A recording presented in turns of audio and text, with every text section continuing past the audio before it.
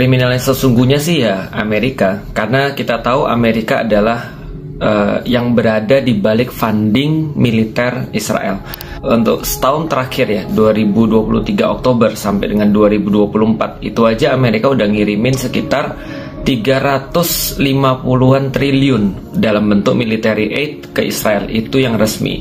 Maka wajar ketika ada orang bilang kalau Amerika menghentikan hari ini juga bantuannya, maka Israel nggak akan punya senjata-senjata untuk dijatuhkan, untuk ngebom saudara-saudara yang ada di Palestina dan juga terkhusus di Gaza.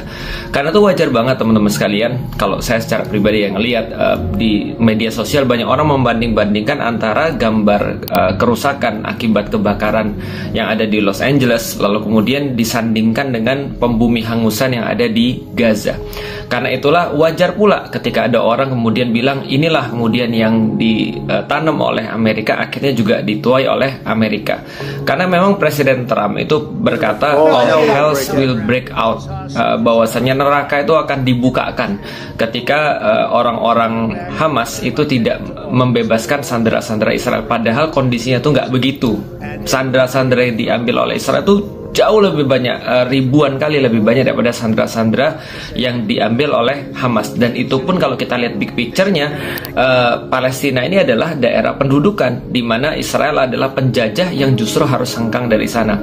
Dan wajar banget ketika orang-orang juga kayak merasa senang ketika di Los Angeles terjadi kebakaran, dan kabarnya juga di New York terjadi kebakaran, dan itu kayak sebuah hukuman ya, karma kata orang untuk orang-orang Amerika yang mendukung Israel. Sejumlah orang mengirimkan berbagai macam berita, foto, dan sebagainya, termasuk perdebatan-perdebatan seputar masalah ini, dan meminta komentar saya atau pendapat saya bagaimana.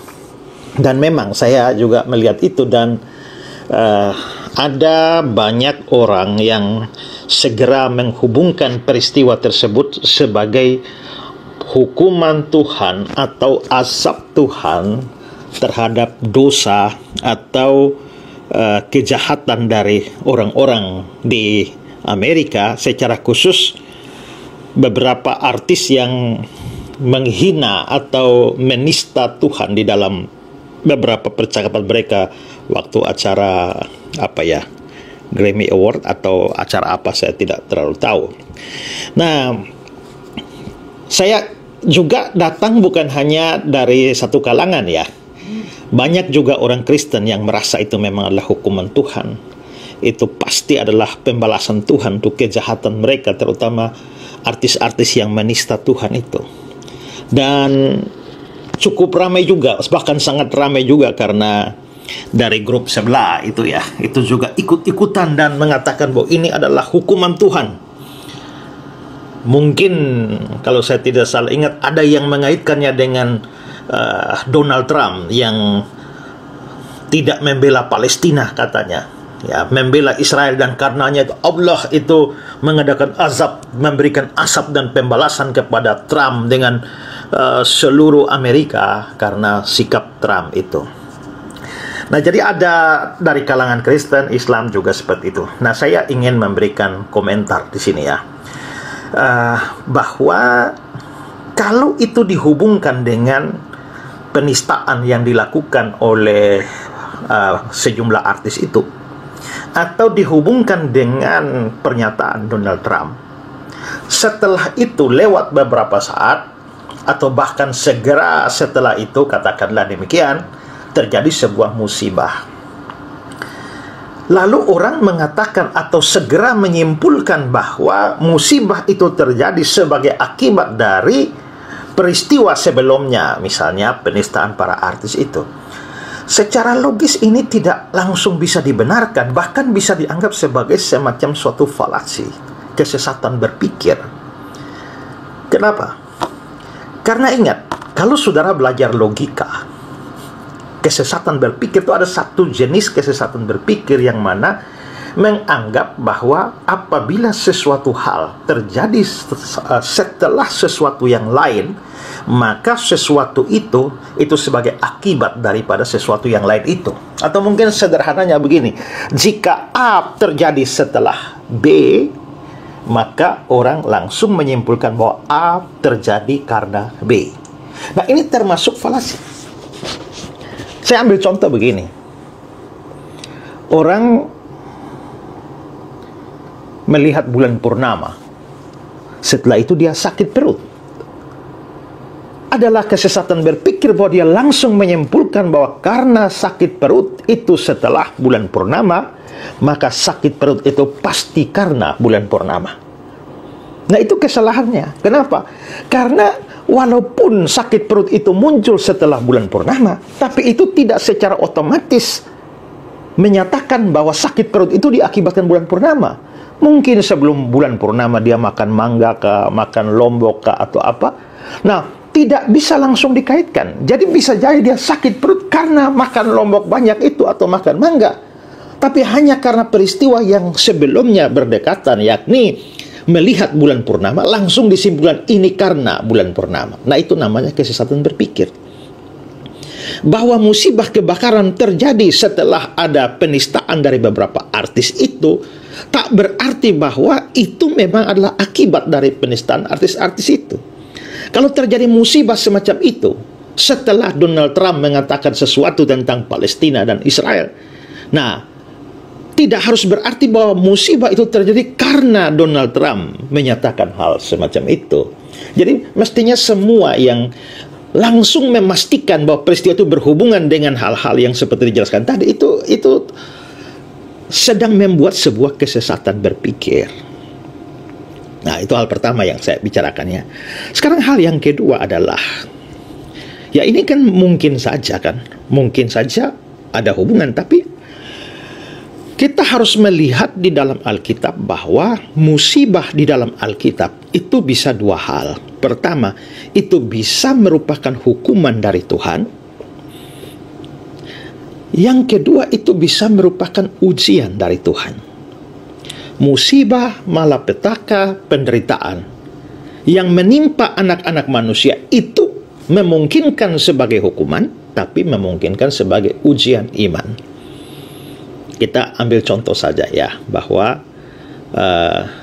Ayub itu mengalami banyak malapetaka, banyak penderitaan. Tapi Alkitab memberikan kesaksian bahwa itu bukan karena dosa dia, bukan karena salah dia, tapi karena ujian yang Tuhan mau berikan pada dia. Karena itu terjadinya sebuah musibah tak harus langsung berarti bahwa itu adalah hukuman. Biarpun ada suatu dosa tertentu, ya seperti tadi penistaan itu. Nah, karena itu maka ada dua kemungkinan. Ini hukuman atau ujian. Nah, pertanyaannya adalah, siapa yang bisa memastikan bahwa peristiwa kebakaran yang terjadi di Amerika itu adalah hukuman? Atau itu adalah ujian? Nah, ini jadi masalah. Karena apa?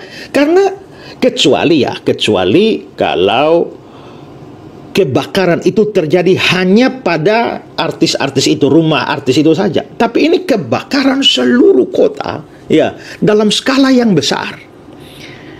Nah, maka kita harus berpikir, terjadi kebakaran dalam skala yang besar ini nih, kalau memang itu hanya segelintir artis itu yang bikin hujatan, mengapa Tuhan menghukum satu kota yang mana di sana juga ada banyak orang percaya di sana? Mungkin ada yang berpikir, mungkin untuk orang percayanya ujian. Tapi kembali pertanyaannya, dari mana kamu bisa memastikan hal itu? Kita ini terbatas. Nah, fakta bahwa orang benar atau orang percaya dengan para penghujat itu mengalami musibah yang sama. Nah, ini kita harus cermati, harus perhatikan ini. Karena begini, di Alkitab itu, Tuhan bisa memberikan hukuman yang massal. Misalnya dalam kasus air bah. Karena Tuhan melihat manusia begitu berdosa, di Kejadian pasal 6 dia hapus dunia ini dengan air bah. Tetapi dia tidak membinasakan orang-orang benar bersama-sama dengan orang-orang jahat. Itulah sebabnya ada orang benar yang diselamatkan, yaitu Nuh dan keluarganya. Semua manusia berdosa pada waktu itu. Tuhan Allah murka, dia menghapus dunia, tapi dia tidak akan menghapus Nuh, orang benar yang tidak ikut berdosa atau jahat bersama-sama dengan orang sejamannya di Kejadian pasal 6 itu. Karena itulah ada tindakan penyelamatan yang diberikan pada Nuh dan keluarga. Begitu juga dengan Lot, kan? Ya, seluruh Sodom dan Gomora itu jahat. Tuhan mau menghabisi mereka dengan api dan belerang. Tetapi ada Lot, orang benar itu, yang ada di sana. Dan sebelum Tuhan membinasakan kota itu, dia menyelamatkan Lot, ya, dan keluarganya. Nah, jadi kita bisa melihat bahwa Tuhan itu menyelamatkan orang benar. Dia tidak membinasakan orang benar bersama-sama dengan orang fasik. Nah, sekarang yang terjadi musibah ini di Amerika ini menyapu rata satu kota, di mana ada para penjahat di sana, ada orang baik di sana, ada orang ateis di sana, ada orang yang percaya Tuhan di sana, ada orang yang menista Tuhan, ada orang yang sangat mengasihi Tuhan, ada orang yang melayani Tuhan, ada hamba-hamba Tuhan yang setia, ada gereja-gereja Tuhan yang benar. Nah, ini mau diartikan apa? Hukuman. Nah, ini jadi soal.